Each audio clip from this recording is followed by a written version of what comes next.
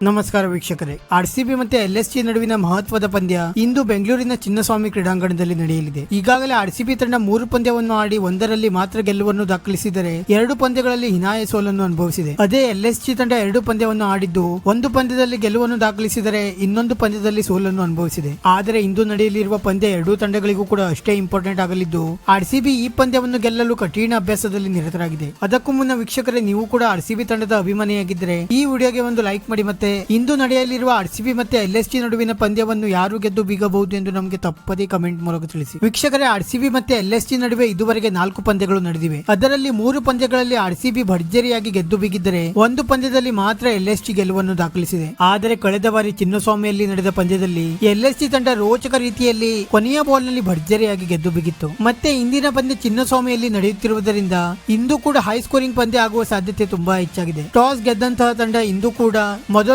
Bowling ಮಾಡಲು ಆಯ್ಕೆ ಮಾಡಿಕೊಳ್ಳಲಿದೆ. ಮತ್ತೆ ಈ ಪಂದ್ಯದಲ್ಲಿ ಆರ್ಸಿಬಿ ತಂಡ ತನ್ನ ಪ್ಲೇಯಿಂಗ್ 11 ನಲ್ಲಿಯೂ ಕೂಡ ಬದಲಾವಣೆ ಮಾಡುವ ಸಾಧ್ಯತೆಗಳಿವೆ. ಅಲ್ಜಾರಿ ಜೋಸೆಫ್ ಅವರ ಬದಲಿಗೆ ಲೋಕಿ ಫರ್ಗ್ಯೂಸನ್ ಅಥವಾ ರೀಸ್ ಟೋಪ್ಲಿ ಅವರಿಗೆ ಅವಕಾಶ ನೀಡುವ ಸಾಧ್ಯತೆಗಳಿವೆ. ಮತ್ತೆ ವಿಲ್ ಜಾಕ್ಸ್ ಅವರಿಗೂ ಕೂಡ ಪ್ಲೇಯಿಂಗ್ 11 ನಲ್ಲಿ ಅವಕಾಶ ಸಿಗಬಹುದು ಎಂದು ಕೆಲ ಮೀಡಿಯಾ ರಿಪೋರ್ಟ್ಸ್ ಗಳಿಂದ ಮಾಹಿತಿಗಳು ಲಭ್ಯವಾಗುತ್ತಿವೆ. ಆದರೆ ವಿಲ್ ಜಾಕ್ಸ್ ಅವರಿಗೆ ಪ್ಲೇಯಿಂಗ್ 11 ನಲ್ಲಿ ಅವಕಾಶ ನೀಡಿದರೆ ಕ್ಯಾಮ್ರನ್ ಗ್ರೀನ್ ಅಥವಾ ಗ್ಲೇನ್ ಮ್ಯಾಕ್ಸ್ವೆಲ್ ಅವರಿಗೆ ಪ್ಲೇಯಿಂಗ್ 11 ನಿಂದ ಹೊರಗಿಡಬೇಕಾಗುತ್ತದೆ. ಮತ್ತೆ ಎಲ್ಎಸ್ಜಿ ತಂಡದ ನಾಯಕನಾಗಿರುವ ಕೆಎಲ್ ರಾಹುಲ್ ಅವರು ಕಳೆದ ಪಂದ್ಯದಲ್ಲಿ ಇಂಜುರಿ ಸಮಸ್ಯೆಗೆ ಒಳಗಾಗಿ ಸಬ್ಸ್ಟಿಟ್ಯೂಟ್ ಪ್ಲೇಯರ್ ಆಗಿ ಬ್ಯಾಟಿಂಗ್ ನಲ್ಲಿ ಅಷ್ಟೇ ಭಾಗವಹಿಸಿದ್ದರು. ಆದರೆ ಕೆಎಲ್ ರಾಹುಲ್ ಅವರ ಇಂಜುರಿ ಬಗ್ಗೆ ಇನ್ನೂ ಕೂಡ ಸಾಕಷ್ಟು ಗೊಂದಲಗಳಿದ್ದು ಈ ಪಂದ್ಯದಲ್ಲಿಯೂ ಕೂಡ ಕೆಎಲ್ ರಾಹುಲ್ ಅವರು ಸಬ್ಸ್ಟಿಟ್ಯೂಟ್ ಪ್ಲೇಯರ್ ಆಗಿ ಆಡುವ ಸಾಧ್ಯತೆಗಳಿವೆ. ಮತ್ತೆ ಆರ್ಸಿಬಿ ಮತ್ತೆ ಎಲ್ಎಸ್ಜಿ ನಡುವಿನ ಇಂದಿನ ಮಹತ್ವದ ಪಂದ್ಯದ ಟಾಸ್ ಸಾಯಂಕಾಲ 7 ಗಂಟೆಗೆ ನಡೆದರೆ ಪಂದ್ಯದ ಮೊದಲ ಬಾಲ್ ಅನ್ನು 7:30ಕ್ಕೆ ಎಸೆಯಲಾಗುವುದು. ಈಗಾಗಲೇ 2 ತಂಡಗಳು ಕಠಿಣ ಅಭ್ಯಾಸದಲ್ಲಿ ನಿರತರಾಗಿದ್ದು ಯಾರು ಈ ಪಂದ್ಯವನ್ನು ಗೆದ್ದು ಬೀಗುತ್ತಾರೆ ಎಂದು ಕಾದು ನೋಡಬೇಕಾಗಿದೆ. ವಿಡಿಯೋ ಇಷ್ಟ ಆಗಿದ್ದರೆ ಲೈಕ್ ಮಾಡಿ ಮತ್ತೆ ಚಾನೆಲ್ ಅನ್ನು ಸಬ್ಸ್ಕ್ರೈಬ್ ಮಾಡಲು ಮರೆಯಬೇಡಿ.